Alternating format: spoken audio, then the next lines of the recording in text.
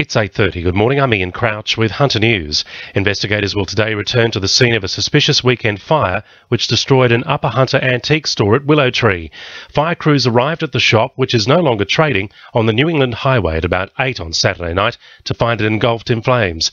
Sergeant Dave Rose says neighbouring properties were evacuated as a precaution. As a result of the incident, the highway was blocked for over 4 hours. Fortunately, no one was injured. Crime scene has been established and an exclusion zone was implemented due to toxic smoke. Investigations continue into the circumstances surrounding the incident. However, police are treating it as suspicious.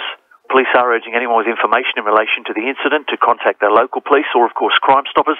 It's a free call on 1800 333 000. The state government is being accused of doing more to protect cows from toxic lead than people living in northern Lake Macquarie. Just $2 million has been spent on dealing with the lead contamination around the Pasminco smelter Bullaroo, where residents have been given a DVD on how to limit lead exposure, while the Herald reports $60 million is going towards removing parts of the lead-jointed Chichester to Newcastle water pipeline and to install fencing to keep farm animals away. There are calls for insurance companies to pick up their game and quickly process the thousands of claims following the devastating storms in the Hunter last month. Hundreds of homes suffered damage from fallen trees and flooding, while many cars were also written off. Wallsend MP Sonia Hornery says people need help as soon as possible. We are looking for insurance companies to do the right thing in the Hunter and in particular Wallsend. So I'm asking the insurance companies to make sure that they pay up when they should, to expedite any repairs that need to occur, and invite the community to ring my office if they live in the Wallsend area and they have difficulties with either landlords or insurance companies. Meanwhile, Lake Macquarie Council says it's likely to take several weeks before it collects all the green waste sitting on curbsides around the city. From today, crews will be working through several suburbs, including Pelican, Spears Point, Whitebridge, Killabin Bay and Waii Point. A decision will be made later today on whether the former Newcastle Bowling Club site at King Edward Park can be developed.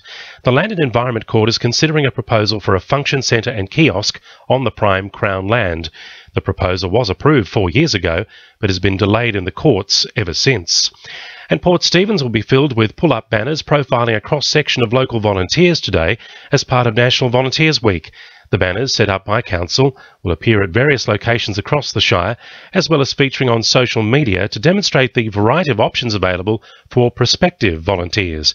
Community Services Manager Stephen Bernasconi says the work of Council volunteers adds up to thousands of unpaid hours which benefit the community. There's lots of opportunities, anything from working with people with disabilities, helping children to read, working in sports fields, working out in the bush doing land care and tidy towns work, or managing our public halls. There's a variety of things you can do, and they all make sure that our community operates well. Updating sport, Newcastle Knights captain Kurt Gidley says he's disappointed with a few calls on the team's disallowed tries in their 30-10 loss to Manly. Tries in the 26th, 35th and 65th minutes were overturned by video referee Steve Chitty, with the Sea Eagles scoring 5 tries, 2 by fullback Brett Stewart. But Gidley says he knows where the team was really let down. Our online defence was our biggest disappointment, probably has been our biggest disappointment over the past month with the amount of points we're letting in. In Northern New South Wales National Premier League Soccer, Edgeworth controlled play in the team's 2-0 triumph over Adamstown.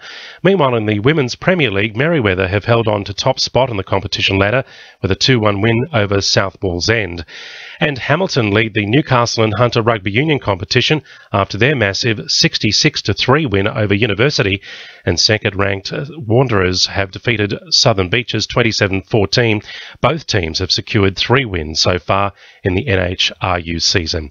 To NURFM News Time 26 to 9.